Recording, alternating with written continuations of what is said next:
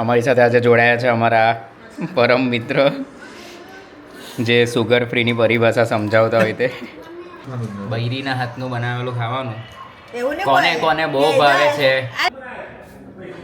હનુમાનજી છે.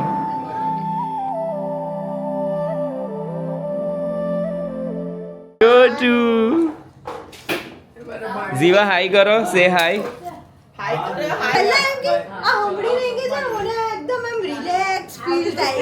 ચીંગ થઈ રહેલી છે. મારા બધા પોટલા ઉગાડી રહેલા છે આ લોકો.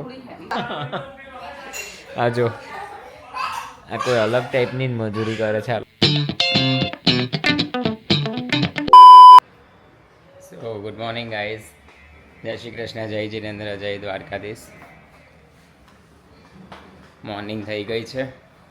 રૂટીન અમારું ચાલુ છે.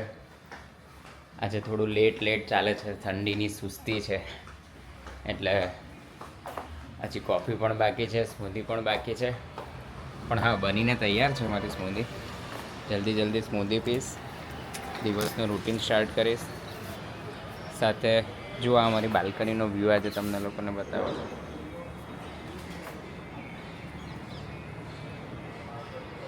એટલા બધા પ્લાન્ટ્સ છે મારી પાસે.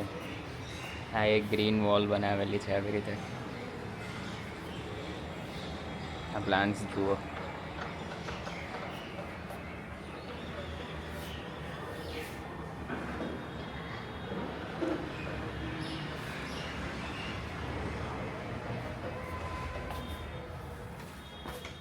મારી આજુબાજુ જ્યારે આવી બધી ગ્રીન નેચરલ વસ્તુ હોય ને તો મારી મોર્નિંગ એટલી ફ્રેશ થાય ને.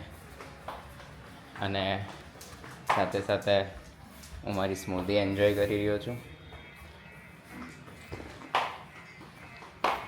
જીમ જઈશ. જીમથી આજે મારા બીએલઓ મેડમ સાથે કામ છે. વોટિંગ રિલેટેડ જે નવા ફોર્મનું કામકાજ ચાલી રહ્યું છે તે આજે કામ કરવા જઈશ. તો ચલો સ્ટાર્ટ કરીએ. ધવલે તો તમને બધાને ગુડ મોર્નિંગ કહી દીધું છે. આજે મારી સવાર બહુ મોડી પડી છે કેમ કે મારી તબિયત નહીં સારી હતી એટલે તો હું જરીક મોડું ગુડ મોર્નિંગ કહું છું. Good morning. અને ચલો આપણે જોઈએ ધવલનું રૂટીન.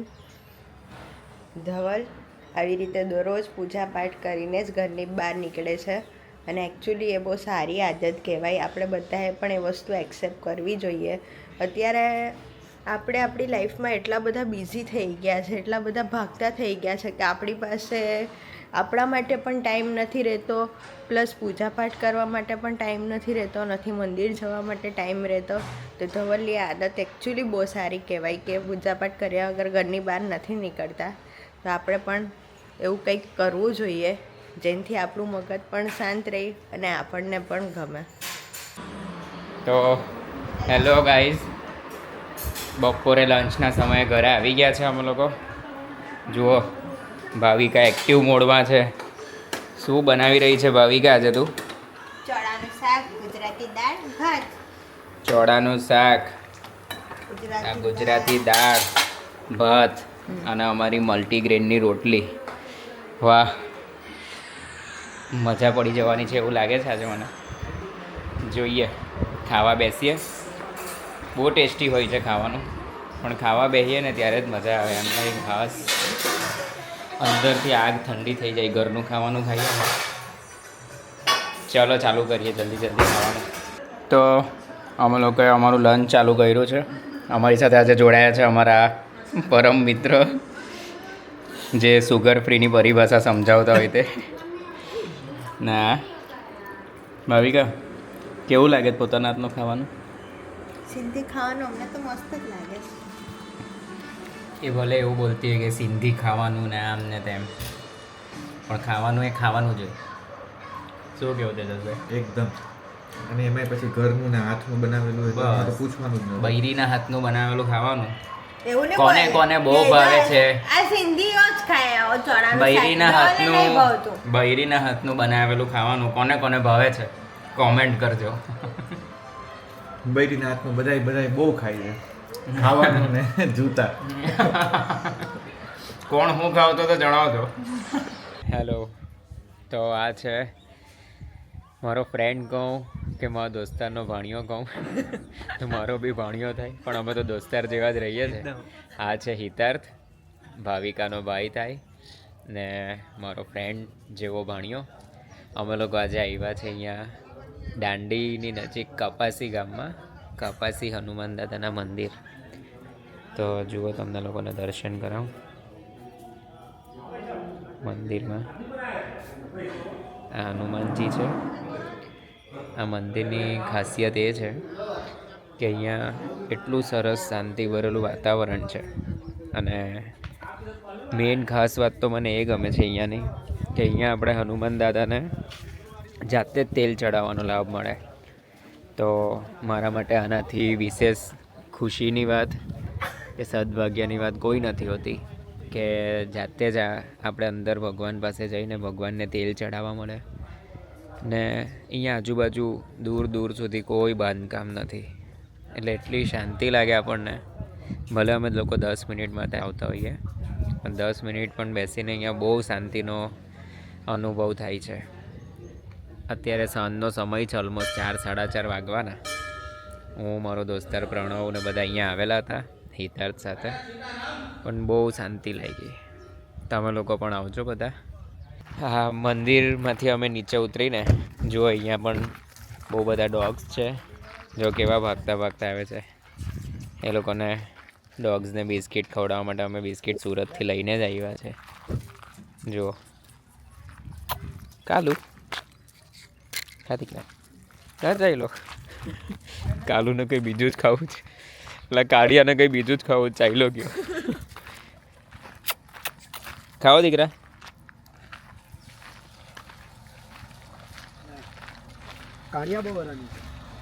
જો આ લોકો કેવા સુંદર ખાય છે. જુઓ ગાઈસ, હું અત્યારે મંદિરથી આવ્યો. કાલે મેં તમને એક હેન્ડવોશ બતાવેલું જે 1200 રૂપિયાનું હતું. જુઓ હવે તમને બીજું સરપ્રાઈઝ બતાવો. આ જુઓ, આ બીજા 2 હેન્ડવોશ આવી ગયા છે સિલ્પેક બાથ એન્ડ બોડી વોક્સના. મને તો એવું લાગે છે કે આના બ્રાન્ડનું કંઈ ચાલુ કરી નાખીએ અમે લોકો. બ્રાન્ડ એમ્બેસેડર બની જઈએ કે હું બનીએ સમજ નહીં પડતી. એટલા બધા બોડી વોશ છે આના, તે બી નવા અત્યારના. 7-8 કેન્ડલ અને આ 1+2-3 હેન્ડ વોશ. ભગવાન શું કરીએ. આ મારી બૈરી જુઓ. સજેસ્ટ કરો હવે આપણે આ ખર્ચા કેવી રીતે કંટ્રોલ કરી શકીએ. એકંદરે મારા ગમતા ખર્ચા છે, પણ તો ચલો અમે લોકો આવી ગયા છે મારી માસીને ત્યાં. આજે એ લોકોને ત્યાં ગેટ ટુગેધર રાખ્યું છે નાનું મોટું. શું બનાવ્યું છે આ? બીસી બેલે રાઈસ. જુઓ આ છે બીસી બેલે રાઈસ. બસ અત્યારે એટલું જ છે. બીસી બેલે ભાત તૈયાર થયો છે, પછી બાકીનું બતાવીએ. આ પેલા ઉંદરવાલા બેન સીમાબેન. ઓ મામી, આ મારા મોટા મામી છે. આ મારા એસએમસી વાલા મામી છે, એટલે એમને નાના મામી નહીં કહેવાય. ચોટુ જીવા હાઈ કરો. સે હાઈ. હાઈ કરો. અત્યારે એનું મેં લઈ લીધું બધા. આ અમારા ટેકનો માસ્ટર મારી સિસ્ટર છે. આ લોકો છે ને એ લોકો ત્યાંથી સાઉન્ડ બાઉલ લાવ્યા, બરાબર? સાઉન્ડ બાઉલ હજુ હું વગાડતા શીખી જ છું આમ 2-3 દિવસથી. તો બસ ને બરાબર વગાડું છું કે પેલું સાઉન્ડ બરાબર પેલું આમ થાય એમ. તો વગાડું તે કાલે એમ કે પહેલા એમ કે આ સાંભળીને એમ કે છે ને મને એકદમ એમ રિલેક્સ ફીલ થાય છે. પછી કાલે હું કહી છે ખબર એમ કે આ સાંભળું નહીં કે પછી મારે કે માથું દુખતું થઈ જાય છે. એમ કે પહેલા દિવસે એમ કે હું અહીંયા બેહેલો ને તો એમ કે મારું માથું નહીં દુખતું હતું, પણ એમ કે પછી હું એમ કે અહીંયાથી આ સાંભળીને ગયો ને તો ઉપર ગયો તો મારું માથું દુખવા માંડ્યું. આવું એ કરો. મેં તો ગાંઠું થઈ ગયું છે કે હું આજે ગેટ ટુગેધર થઈ રહ્યું છે, એમાં ખાલી મારી બીચિંગ થઈ રહેલી છે. મારા બધા પોટલા ઉગાડી રહેલા છે આ લોકો. જો અમે લોકો માસાને ત્યાં આવ્યા છે. હજુ અમારો ભણ્યો કેવું કેવું કરાવે છે ભાવિકા પણ હજુ જો આ ટબમાં બેઠેલો છે. હાય કર દે હાય હાય કઈ તો માનું હાય કર ની લઈ જવા આ જો આ કોઈ અલગ ટાઈપની જ મજૂરી કરે છે આ લોકો. જો પેલી મારી બેન ત્યાં ખાસ મારા માટે ભાખરી બનાવી રહેલી છે. જેમ કે એ લોકોએ દાલ પકવાન બનાવવાના છે તો હું દાલ પકવાન નથી ખાતો. મારા માટે સિમ્પલ ભાખરી બનાવે છે અને હું ખાલી બેઝિક દાલ સાથે ખાઈશ. જો આ પાછા ચાલુ કરે જો આ જો ભાવિકાને અહીંયા આવીને બચપન યાદ આવી ગયું લાગે. જો આ કેવું કરે છે આ બચ્ચાઓ ભેગા. મારી બેન અંદરથી જોયા કરે છે. જુઓ આ લોકો એટલું બધું બનાવીને પીરસીને ખાઈ રહ્યા છે. આ મામી બનાવી રહ્યા છે દાલ પકવાન. આ બીસી બેલે ભાત. જો પેલી મારી બેન હજી તો પકવાન પર પકવાન બનાવી રહી છે.